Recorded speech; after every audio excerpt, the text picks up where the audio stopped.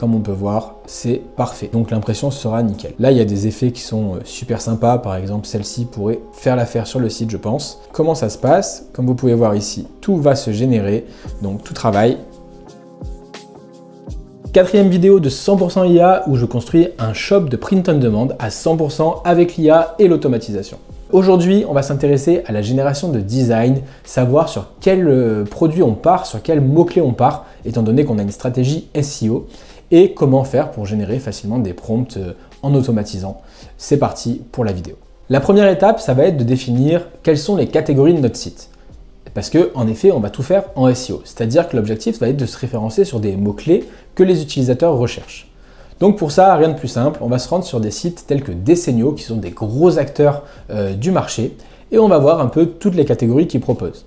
Donc là, je suis parti sur nature, je suis allé dans plage, et donc on voit qu'il y a beaucoup d'affiches de plage. Donc l'objectif, ça va être de trouver tous les mots-clés en rapport avec la plage. Première étape, on se rend dans SEMrush, et on cherche le mot-clé affiche plage. Donc SEMrush, c'est quoi? C'est un outil qui va vous permettre de connaître les mots-clés en SEO. Le volume de recherche. Par exemple, affiche plage, on voit qu'il est recherché 260 fois par mois. Et en fait, ça nous donne plein de déclinaisons, ce qu'on appelle la longue traîne. Par exemple, affiche plage vintage, affiche biscarrosse plage. Tous les mots-clés qui contiennent affiche plage, plus d'autres déclinaisons, d'autres mots qui pourraient correspondre. Par exemple, affiche cabine de plage et affiche plage, ce sont deux mots différents. Ça ne répond pas à la même intention de recherche et la personne qui cherche affiche cabine de plage ne cherche pas affiche plage. Comme quelqu'un qui cherche affiche plage vintage a vraiment un besoin qui est différent de la personne qui va chercher quelque chose de généraliste comme affiche plage.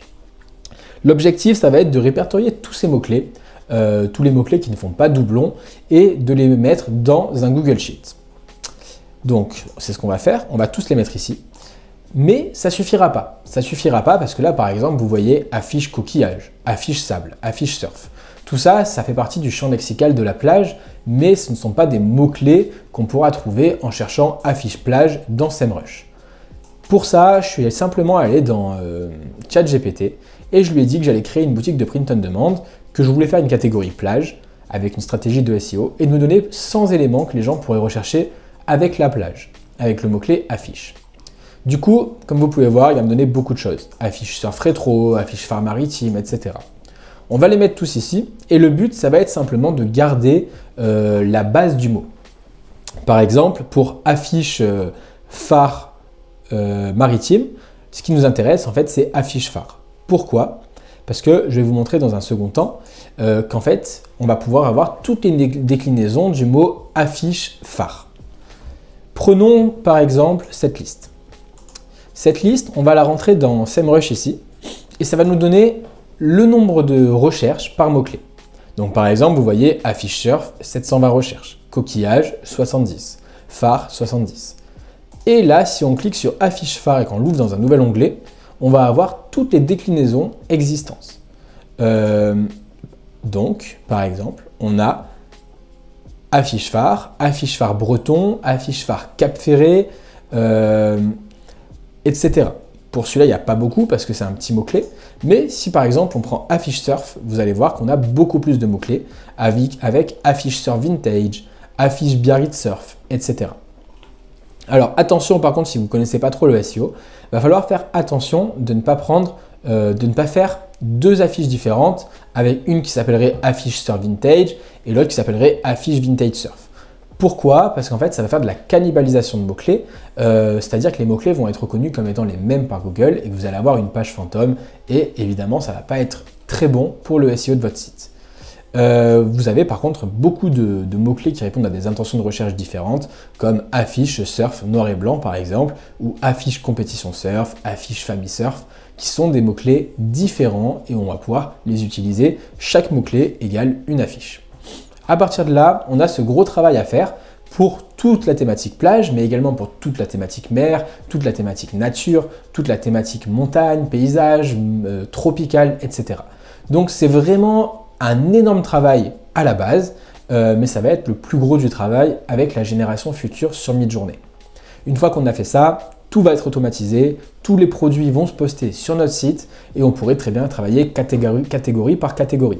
Commencer par la plage, une fois que c'est fait, enchaîner avec la semaine d'après avec les fleurs, etc. L'objectif, ça va être de remplir le site en quantité, donc de faire beaucoup de volume sans que ça prenne trop de temps non plus. Mais cette partie stratégique est quand même difficilement automatisable si on veut faire de la qualité au final.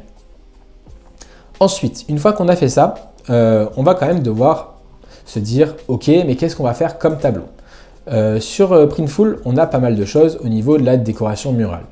Comme vous pouvez voir, c'est assez large, il y a quand même pas mal de choses avec par exemple des drapeaux, des posters mat, des posters encadrés, on a aussi des toiles, donc on a vraiment beaucoup de choses. Moi, dans un premier temps, je vais partir sur ces posters parce que d'une part, ils me donnent la mesure en centimètres, donc 21 x 30, 30 x 40, etc. Ce qui n'est pas le cas sur Printful pour tous les posters, sachant que souvent ce sera en pouces, alors que là on vise d'abord la France, donc on veut que ce soit des centimètres, ce qui sera beaucoup plus facile au niveau de l'automatisation.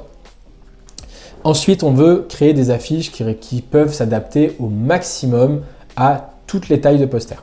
Donc moi j'ai demandé un peu à ChatGPT et il m'a dit que le format 2/3 et 3/2 étaient les plus adaptés à la majorité des tableaux ici. Donc c'est ce qu'on va faire sur du long terme. Donc on prend cette affiche qui a un prix qui n'est pas trop cher. Voilà, on pourra faire des grosses marges, peut-être pas trop sur le petit format, même si on veut vendre plus cher, donc c'est largement faisable. Et la qualité au rendez-vous, il y a 200 avis, beaucoup de 5 étoiles. J'ai regardé un peu la qualité d'impression, ça a l'air franchement pas mal. Donc je pense qu'on peut partir sur ce produit et on automatisera évidemment tous les posts par la suite. Revenons du coup à notre tableau des affiches. Une fois qu'on a ça, il va falloir générer les prompts. Les prompts, évidemment, à la base, on avait notre créateur de prompts et on lui demandait à chaque fois un prompt. Sauf que ça va prendre beaucoup trop de temps. Admettons qu'on ait 2000 requêtes, et ben on n'a pas envie de devoir faire ce travail 2000 fois. On va donc créer un Google Sheet pour l'automatisation. Donc là, dans le premier onglet, comme vous voyez, on aura toutes les requêtes une fois qu'elles seront retraitées. Par exemple, affiche rocher, affiche rocher marin, affiche port, affiche... Voilà, avec tout ce qu'on a vu avant sur SEMrush. Donc on devra faire ce travail, ce que je vais faire sur toutes les requêtes. Je ne vais pas vous montrer ça en direct, ça n'a pas trop d'intérêt. Ensuite, on crée un deuxième Google Sheet, un deuxième onglet. Donc là, ça correspond simplement à ce qu'on a ici. Ça se met automatiquement. Cette colonne est facultative. Je l'ai mise pour vous montrer le processus, mais dans les faits, je n'en ai pas besoin dans mon tableau. Ensuite, ce sera le prompt ici qu'on va générer pour mid-journée. Et ensuite, on a envie d'avoir un format qui sera aléatoire, soit en 2/3, soit en 3/2.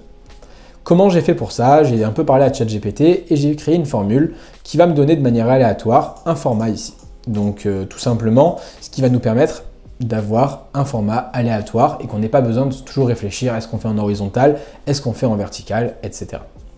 Ensuite, on crée une formule simple de concaténaire. Donc le concaténaire, c'est ce qui nous permet en fait de rassembler directement des colonnes entre elles. Donc vous faites égal concaténaire, ouvrez la parenthèse, la case que vous voulez avec la deuxième case. Et ensuite, vous n'avez plus qu'à étendre votre formule jusqu'au bout. Donc ici, par exemple, si vous voyez, si je marque n'importe quoi, ça va se concaténer et ça va se mettre avec. Et ensuite, on n'aura plus qu'à copier-coller le prompt ici dans Midjourney. Comment ça va se passer dans Make? Donc dans Make, l'automatisation, elle est très simple. Donc première étape, ça va être de connecter Google Sheet pour qu'il puisse aller prendre les données entre la ligne A2, enfin la case A2 et la case C4. Là, j'ai mis C4, ça pourrait être C1000, il n'y a pas de problème là-dessus. Donc, ici, vous avez A2 et ici, vous avez C4. Donc voilà. Encore une fois, la colonne B, c'est pas obligatoire, c'est pour vous montrer le process en entier. Ensuite, on fait un itérator. L'itérator, en fait, va nous permettre d'aller sur chacune des lignes et de les faire à la suite. Donc ici, il va aller sur la ligne 2, la ligne 3, puis la ligne 4. Ensuite, on met le ChatGPT. Ici, j'ai mis le ChatGPT 4 au mini. Pourquoi le mini? Parce que la première étape, ça va être simplement, à partir de la requête, de nous trouver une idée d'affiche qui pourrait correspondre. Typiquement, si là je lui demande affiche coucher de soleil, bah peut-être qu'il va me dire voilà, une silhouette de dune de sable au coucher de soleil avec des nuages diffusés, des ombres de palmiers, etc. Il va me donner une idée artistique en rapport avec le tableau que j'ai envie de faire, l'affiche que j'ai envie de faire. Donc là, je lui demande de proposer une idée d'affiche correspondant à 1A, donc 1A, c'est-à-dire ici, donc la colonne A2 qui correspond à ce que j'ai mis en fait dans le Google Sheet. 1A, c'est juste en sélectionnant en fait ici, donc vous voyez affiche coucher de soleil. Donne-moi seulement ton idée d'affiche, nanana. Et là, je le brief en lui disant exactement ce que j'attends de lui pour définir, je veux du noir et blanc, etc. Ensuite, on a le deuxième ChatGPT où en fait j'ai simplement repris, on a pris le ChatGPT 4o pour avoir des meilleurs résultats et j'ai simplement repris en fait le prompt qu'on avait fait dans le créateur de prompt. Donc là, tout simplement. Et ensuite, on a le Google Sheet pour Update qui va mettre à jour du coup les cases avec la colonne B, encore une fois facultative, et la colonne C qui va être adaptée avec nos prompts. Donc tout ça va se faire automatiquement, je vais vous montrer pour l'exemple. Petit aparté, si vous voulez récupérer tous les custom GPT, les automatisations futures, etc., vous trouverez un lien juste en dessous de la vidéo et vous pourrez tout retrouver dans un Google Drive. Voilà pour ça. Ensuite, on va faire une première génération. Donc, comment ça se passe? Comme vous pouvez voir ici, tout va se générer, donc tout travaille. Les résultats sont envoyés entre les modules et là, on a presque fini. Voilà. Ensuite, on retourne ici et là, comme vous pouvez voir, tout a été mis à jour directement. On va par exemple prendre celui-ci, hop, et on va se rendre dans Midjourney. Dans Midjourney, vous voyez, j'ai fait pas mal de tests et ça fonctionne très bien. Et là, on le fait. Ça nous a bien pris le format AR3 2.2, donc là en horizontal. Et on va avoir du coup les images qui vont se générer parfaitement. Donc là, comme vous voyez, moi par exemple, je trouve ça super comme image ici. Là, les coquillages, pourquoi pas. Là, il y a des effets qui sont super sympas. Par exemple, celle-ci pourrait faire l'affaire sur le site, je pense. Pareil pour les dunes ici, avec du noir et blanc, avec un petit peu de doré. Franchement, c'est l'effet recherché. Donc on verra après sur le long terme pour l'amélioration peut-être des prompts, pour avoir vraiment quelque chose de parfait. En tout cas, c'est en train de se générer ici. Donc là, on va avoir le rendu dans quelques secondes. Et l'objectif, après, ce sera simplement de copier-coller tous les prompts ici. On pourrait l'automatiser avec Automa, mais je ne vais pas rentrer dans les détails pour ça. Ça reste assez compliqué si vous n'avez jamais fait. Donc là, voilà, on a du monochrome, noir et blanc avec un peu de doré. On pourrait refaire des générations, on pourrait refaire les mêmes prompts plusieurs fois pour choisir vraiment ce qu'on veut, ce qu'on trouve qui est le plus pertinent. Je pourrais par exemple faire la génération 2 fois, c'est-à-dire dupliquer mon module ici pour lui dire de faire un deuxième prompt. Et moi, comme ça, je mettrai les 2 prompts dans Midjourney et je garderai vraiment la version que je trouve la mieux entre les 2 prompts. Ça, c'est totalement faisable, sachant qu'en fait, ça ne va pas coûter grand-chose avec la longueur de prompt et l'input et l'output de ChatGPT. Une fois que j'ai ça, je vais par exemple télécharger cette image. Donc, celle-là, elle me plaît bien, donc je la veux, je veux la garder. Et là, on va se rendre sur mon bureau. Donc, on prend ça, je vais vous remettre le bureau, hop, et là on la copie ici. Donc on était sur du portrait, et je vais la mettre image à resize.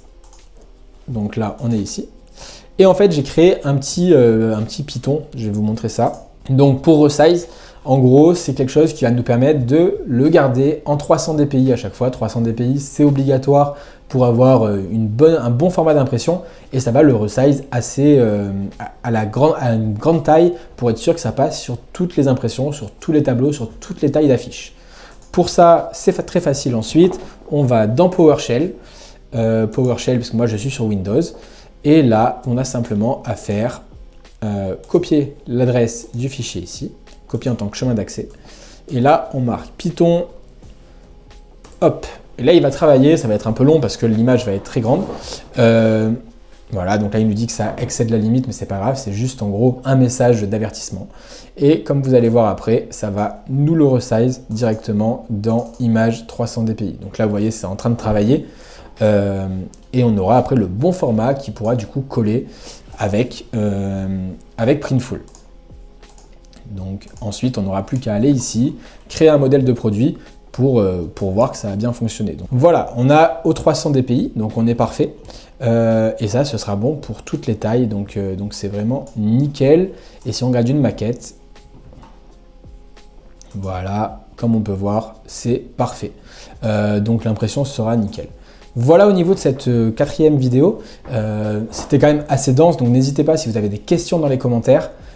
Prochaine étape, ça va être pour moi de mon côté la création de nombreux produits et après on passera directement à la création du site internet du coup sur Shopify avec la création par la suite de l'automatisation qui va nous permettre de tout relier ce travail en amont avec du coup la boutique. N'hésitez pas si vous avez des questions, je vous dis à très vite, c'était Romain, ciao!